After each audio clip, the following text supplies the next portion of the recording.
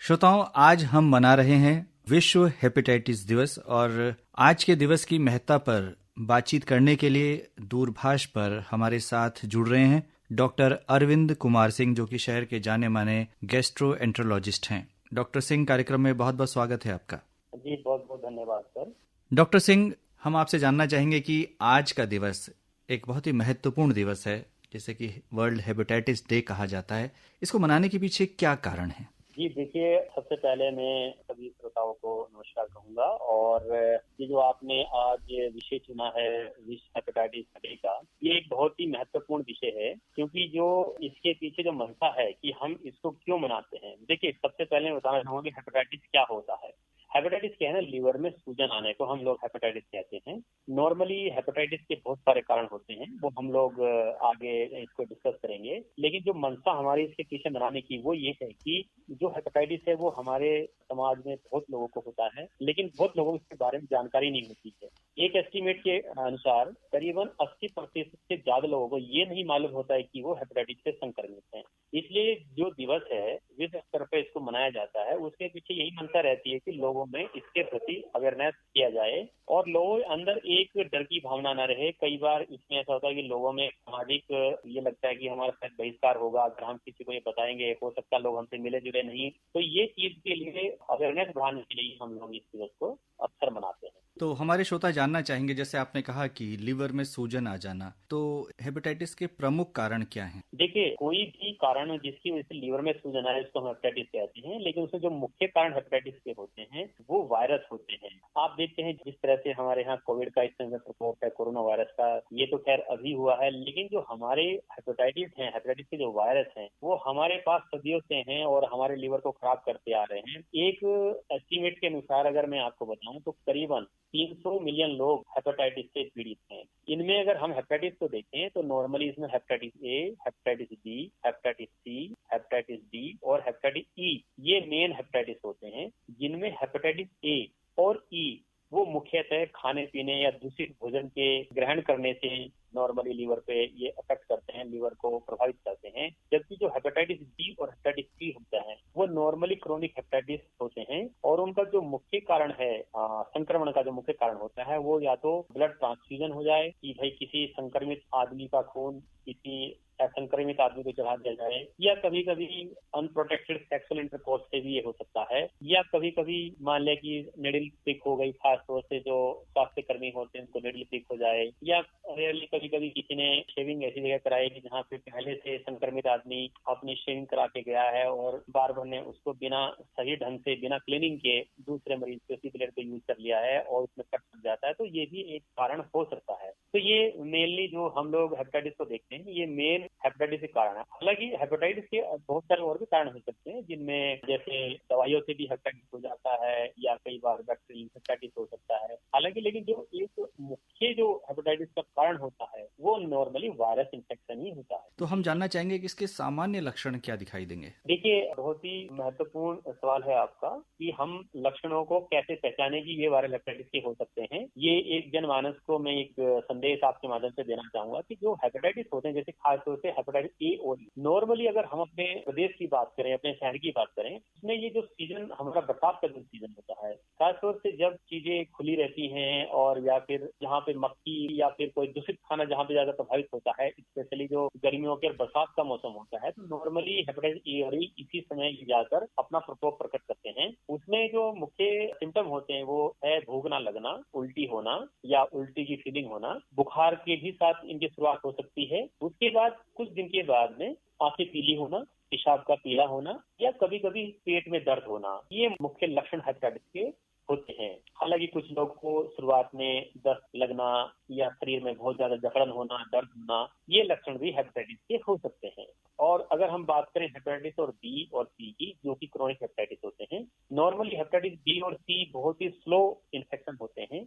Hepatitis B और सी कभी कभी एक्यूट यानी कि जैसे ए और ई प्रकट करते हैं ऐसे भी प्रकट कर सकते हैं। उस कंडीशन में मरीज को उल्टी की फीलिंग आना, हल्का बुखार होना और धीरे धीरे पीलिया बढ़ना, और पीलिया काफी ज्यादा बढ़ जाता है। कभी कभी हम लोग देखते हैं उनका जो बिलिरुबिन होता है, सीरम बिलिरुबिन, वो कभी कभी 20, 30, 40 तक भी पहुंच जाता है। हालांकि जो मुख्य रूप से जो बी और सी का जो प्रकोप होता है लीवर से, वो बहुत स्लो होता है और शुरुआती दशा में कोई भी लक्षण नहीं होता, वो पूरी तरह से एसिम्टोमेटिक होते हैं, बिना किसी लक्षण के होते हैं। लेकिन जब धीरे धीरे लीवर खराब होने लगता है, लीवर सिकुड़ने लगता है, जिसको लीवर सिरोसिस कहते हैं, तब इसके लक्षण प्रकट होते हैं। उनमें जो मुख्य लक्षण होते हैं, जब ये क्रोनिक हेपेटाइटिस बी सिरोसिस कर देता है, तो उसमें जैसे पेट में पानी आ जाना, आंखें पीली हो जाना, पीलिया हो जाना, या कभी कभी खून की उल्टी होना, या कभी कभी आदमी जो है वो गफलत में चला जाता है, पहचानने में प्रॉब्लम होती है, भूलना, मेमोरी लॉस होना। तो ये जो लक्षण है, ये सिरोसिस के लक्षण होते हैं, यानी कि जो लीवर खराब हुए के लक्षण होते हैं। जब उनकी टेस्टिंग की जाती है कि भाई सिरोसिस क्यों हो गया,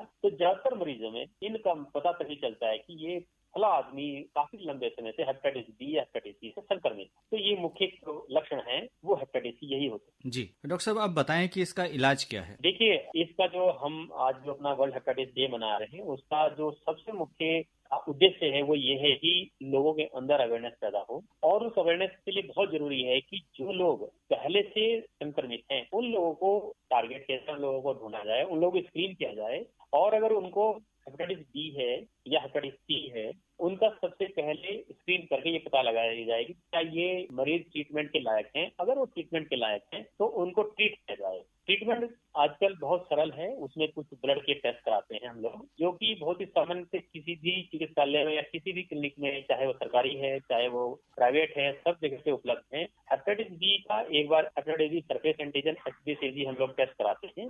अगर वो पॉजिटिव निकलता है तो कुछ लीवर की जांच करा के फिर हम लोग वायरल लोड देखते हैं कि कितना वायरल लोड है।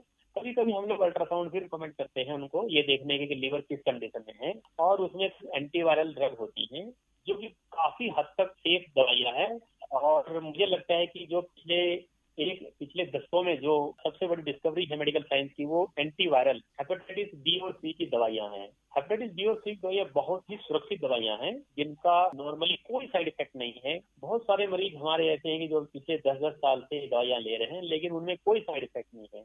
तो ट्रीटमेंट इलाज इसका बहुत सरल है। बट यह है कि सबसे पहले कि जो लोग संक्रमित है उनको पता लगाना, और जो लोग अभी संक्रमित नहीं है या जिनकी जो संक्रमित होने का जिनमें रिस्क है, उन लोगों को वैक्सीनेट करना, यही से मुख्य हमारा मंशा है कि हम इस जो वर्ल्ड हेपेटाइटिस डे को है, इसीलिए हम इसको मनाते हैं। डॉक्टर सिंह, हम जानना चाहेंगे कौन लोग हैं जो रिस्क में हैं। आमतौर पर देखा जाता है जो अल्कोहल की अधिक मात्रा में सेवन करते हैं, उनमें भी संभावना देखी जाती है। जी, उसको हम लोग अपने जो मेडिकल की जो हमारी भाषा है उसमें हम उसको अल्कोहलिक हेपेटाइटिस कहते हैं। जिस तरह से वायरल हेपेटाइटिस होता है, उसी तरह से अल्कोहलिक हेपेटाइटिस होता है। जो लोग अत्यधिक मात्रा में शराब का सेवन करते हैं उनको भी हेपेटाइटिस हो जाता है, जिसको हम अल्कोहलिक हेपेटाइटिस कहते हैं, और जिसमें मृत्यु दर बहुत ज्यादा होती है। कई बार तो इन लोगों को लीवर ट्रांसप्लांट ही इनकी लाइफ बचा सकता है, अदरवाइज ज्यादातर लोग रिकवर नहीं होते हैं। और सब्सिक्वेंटली ये लोग अगर अल्कोहलिक हेपेटाइटिस हो जाता है तो उसके बाद इनमें सिरोसिस डेवलप हो जाता है। तो आपने जो सवाल पूछा है कि कौन कौन लोग सबसे ज्यादा प्रोन है जिनमें इन्फेक्शन हो सकता है, देखिए ये बहुत ही अच्छा सवाल है आपका। जैसे गर्भवती माताएं, अगर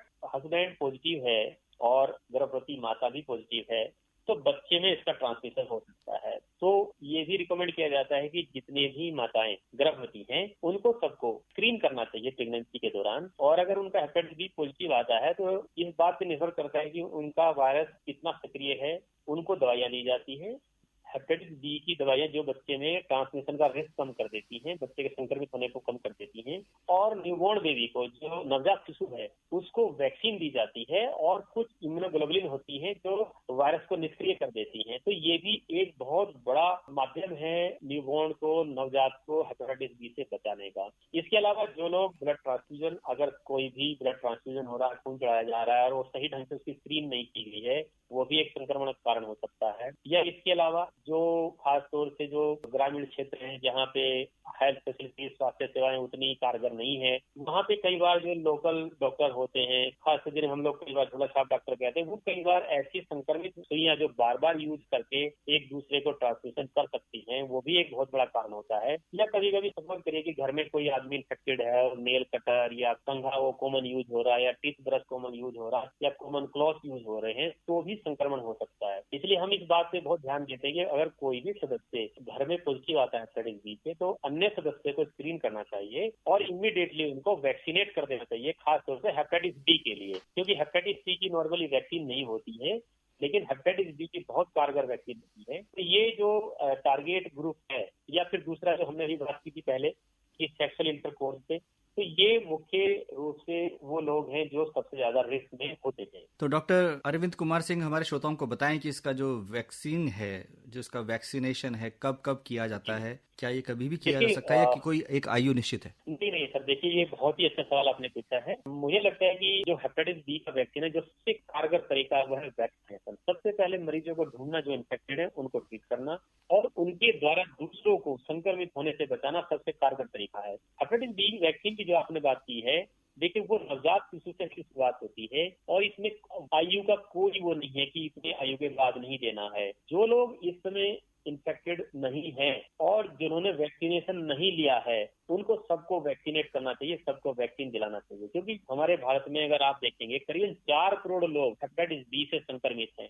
उनमें से करीबन आप मान के चलिए कि इतने ही करीबन 1.5 लाख लोग हेपेटाइटिस सी से संक्रमित हैं। 4 करोड़ लोग जो संक्रमित हैं वो कितनों को इन्फेक्ट कर सकते हैं। अगर हम सब लोगों को वैक्सीनेट करेंगे, चाहे वो किसी भी एज में है, जिसने वैक्सीनेशन नहीं लिया है, वो निश्चित रूप से इस वायरस को संक्रमण को फैलने से रोक बहुत कारगर तरीका साबित हो सकता है। तो मैं ये कहूंगा कि नवजात शिशु से लेके जो भारत सरकार का एक यूनिवर्सल इम्यूनाइजेशन प्रोग्राम है, उसमें भी इसमें फ्री के टीके लगाए जाते हैं। किसी भी सरकारी अस्पताल में, किसी भी गवर्नमेंट क्लिनिक है या प्राइवेट क्लिनिक है, सबको ये वैक्सीन फ्री लगाई जाती है बच्चों को। इसके अलावा अगर जो बाकी लोग हैं जो अभी तक वैक्सीनेटेड नहीं है, बहुत ही सस्ता वैक्सीन होता है, हार्डली 100 रुपए 150 रुपए का वैक्सीन होता है और बहुत ही इजीली अवेलेबल है। कोई भी इसको वैक्सीन को लगवा सकता है। साइड इफेक्ट ना के बराबर है, बहुत ही माइनर, रेयरली कभी कभी देखने को मिलता है कि जहाँ पे वैक्सीन लगती है वहाँ हल्की सूजन आ जाती है, किसी को हल्का बुखार आता है, लेकिन नॉर्मली जो हम लोग अपनी प्रैक्टिस में देखते हैं, नॉर्मली कोई मेजर साइड इफेक्ट नहीं देखा जाता है। तो डॉक्टर अरविंद कुमार सिंह, आपने बहुत ही महत्वपूर्ण जानकारी हमारे श्रोताओं को दी। अब अंत में बताएं कि क्या संदेश है आज के दिन के लिए आपका?